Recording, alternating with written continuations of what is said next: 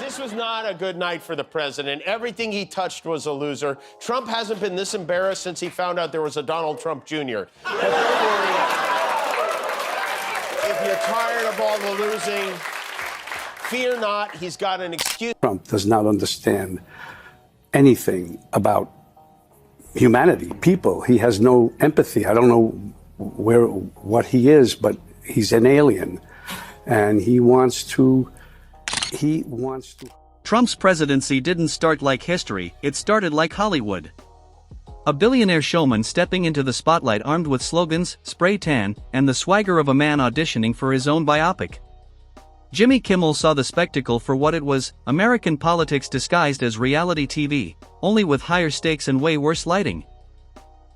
Trump won't even meet to figure out how to get things back on track. I'm always going to meet. All they have to do is open up the country. Let them open up the country, and we'll meet. We'll meet very quickly.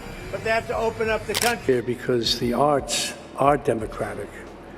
Art is inclusive. It brings people together. Like tonight, art looks for truth. Art embraces diversity. And that's why art is a threat. That's why we are a threat. Niro speaks with that unnerving calm born from facing mob bosses and bright lights alike. No yelling, just precision. To him, Trump's not a president but a hustler who sold himself America. Niro jokes that the White House should hang a for-lease sign since every Trump venture eventually becomes a real estate listing for disaster. Something deeply psychological in him. He wants to hurt people. He wants to hurt this country. He doesn't care. And what saddens me the most, upsets me the most, is that people follow him and they think and they kiss his ass and they look up to him. And I don't understand it. I don't understand the people in his cabinet, some of them, Rubio, how they can. With the confidence of someone who's already crushed his rivals, Kimmel smirks through Trump's absurdities. He compares the administration to a comedy writer's room on a caffeine overdose, only this one controls real power. Kimmel quips that Trump leads like a producer who fires the cast mid-season, then brings them back after a flattering tweet storm. He wrote, Trump wasn't on the ballot and shutdown were the two reasons that Republicans lost elections tonight. Now, if Republicans had won and he wasn't on the ballot, would he take credit for that? Oh, yes, he definitely would, but he lost. And then he posted this. He posted, and so it begins, which was either a response to Mamdani winning the mayoral race or he just said. According to Niro, Trump's rise is what occurs when ambition splits from competence and marries pure delusion. He didn't campaign for leadership, he auditioned for spotlight time. Niro's tone turns comedy into quiet realization, depicting Trump as the only leader who mistook being watched for being wise, valuing claps over consequences, and ego over effectiveness. America's Philistine president has had himself appointed head of one of our premier cultural institutions. He has cut funding and support to the arts, humanities, and education. And now he has announced a 100% tariff on films produced outside the U.S. Let that sink in. With gleeful precision, Kimmel delivers the punch. Trump's true success wasn't in policy, it was in branding incompetence as patriotism. He pictures Trump on stage, chest out, celebrating triumphs that exist only in mirrors. Kimmel dubs it political theater for audiences who like their reality scripted and their heroes self-proclaimed. He wrote, Trump wasn't on the ballot and shutdown were the two reasons that Republicans lost elections tonight. Now, if Republicans had won and he wasn't on the ballot, would he take credit for that? Oh, yes, he definitely would, but he lost. And then he posted this. He posted, and so it begins, which was either a response to Mamdani winning the mayoral race or he just sat down. I mean, seriously, what is that supposed to mean? What would motivate him to post, and so it begins at almost midnight? What would compel him to contact his social media guy, Dan Scavino, that late at night to say, Dan, I need you to post, and so it begins. All caps, Mr. President. Yeah, all caps, you idiot. And put a ... in front of Niro's gaze doesn't waver. He doesn't mock Trump, he studies him like a case file on power and delusion. He says Trump's true talent lies in turning collapse into confidence, failure into theater.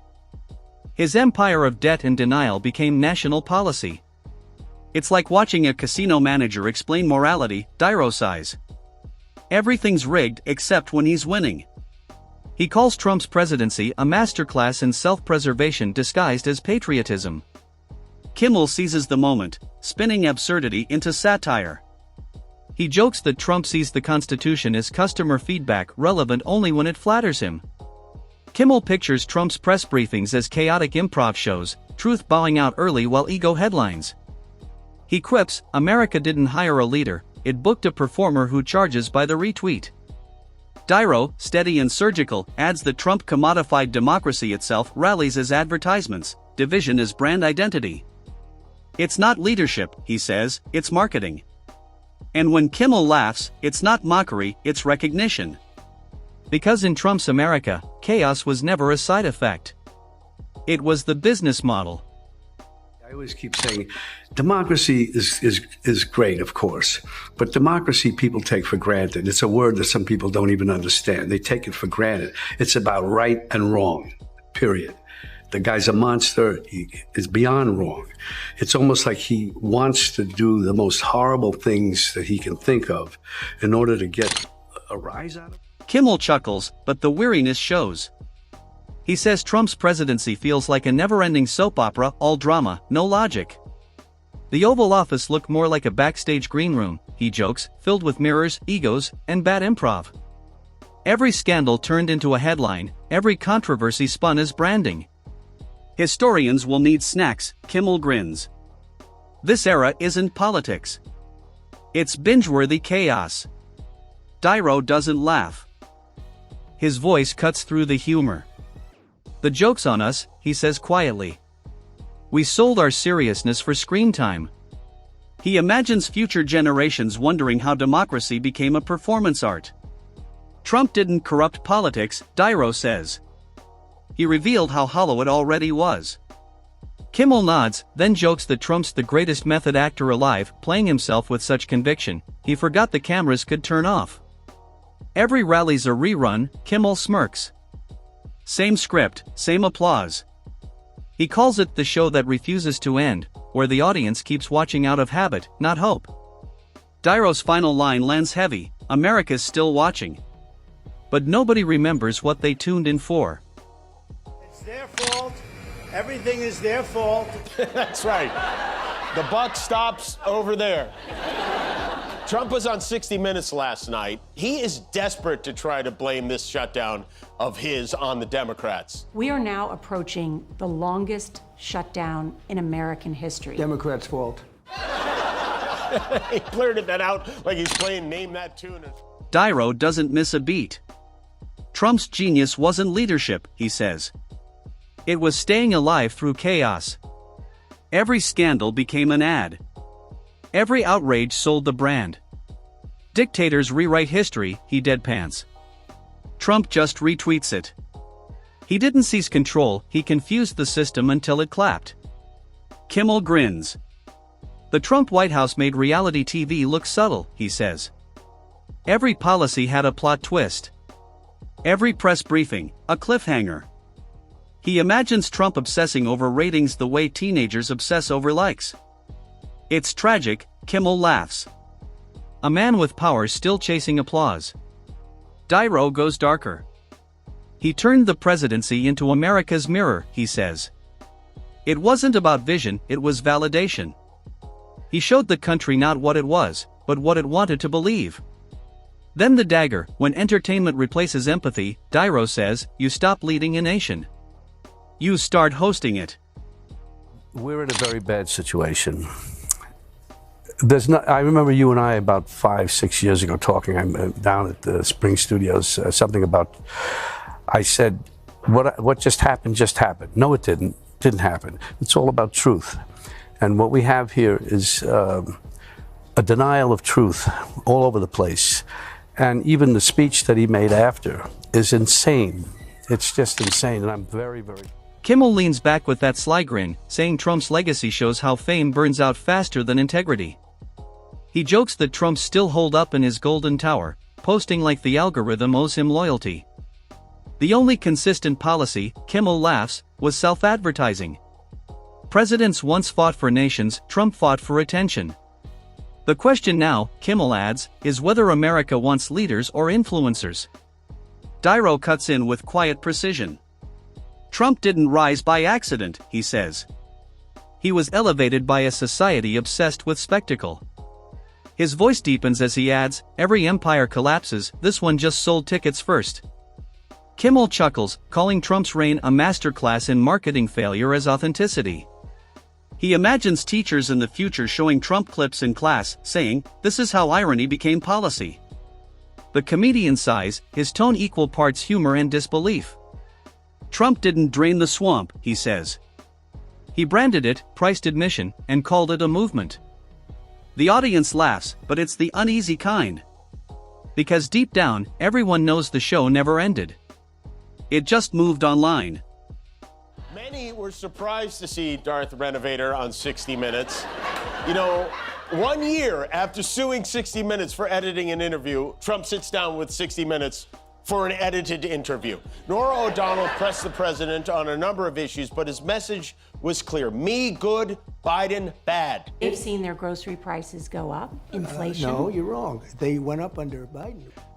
Niro doesn't call Trump a villain, he calls him a mirror. He's not the disease, Niro says, he's the symptom. The crowd goes still. The real issue, he continues, is a culture that confuses cruelty with conviction, arrogance with authenticity. We don't want leaders anymore. We want characters. There's no joke in his delivery, only disappointment. Leadership used to mean duty, he says. Now it just means engagement metrics. Kimmel cracks a line to ease the tension, but his smile fades halfway through. Maybe, he admits, Trump's story will make us rethink what we applaud. He imagines the lights dimming, the cameras cutting, and Trump still standing center stage, waiting for applause that never comes. Niro ends with precision, his words like clean incisions. He didn't govern, he says. He advertised. Every headline was a billboard, every crisis a campaign. He sold America back to itself, one illusion at a time. The room doesn't cheer. It exhales. What Niro said wasn't cruel, it was true. And truth, in that silence, suddenly feels revolutionary. You can't put a price on creativity, but apparently you can put a tariff on it. Of course, this is unacceptable. All these attacks are unacceptable. And this isn't just an American problem, it's a global one. Unlike a film, we can't just sit back and watch. We have to act, and we have to act now. Without violence, but with great passion and determination. It's time for everyone who cares about liberty to organize, to protest. And when there are elections, of course, to vote. Niro's voice lowers to a near whisper. Trump wasn't the disease, he says. He was the symptom of a nation addicted to noise. The crowd leans in. We made attention the new form of authority, he continues. We confused volume for value and outrage for action. His tone isn't angry. It's mournful, like a eulogy for meaning itself. Leadership once meant accountability, Niro says, now it's measured in likes and retweets. The room falls silent. Even Kimmel's next line softens. Maybe his legacy is the price we paid for applause. He imagines Trump standing beneath fading lights, waiting for a crowd that's moved on. Niro's gaze doesn't waver. He did something no tyrant dreamed of, he says. He sold the illusion of power to the people who should have held it. He breathes deeply. He wasn't governing. He was branding a salesman with a flag and a hashtag. The laughter doesn't return. What follows is realization, the quiet kind that sounds a lot like truth landing. Accepted all of these people because of Biden's open border policy. I put tariffs on China, but Biden let it lapse. What Biden did to our country should never, ever be forgotten. That was Joe Biden's war, not my war. We have no inflation. Biden had inflation and he didn't have tariffs. Look what happened to our country by having Biden as the president. Our country went to hell. Yes, it did.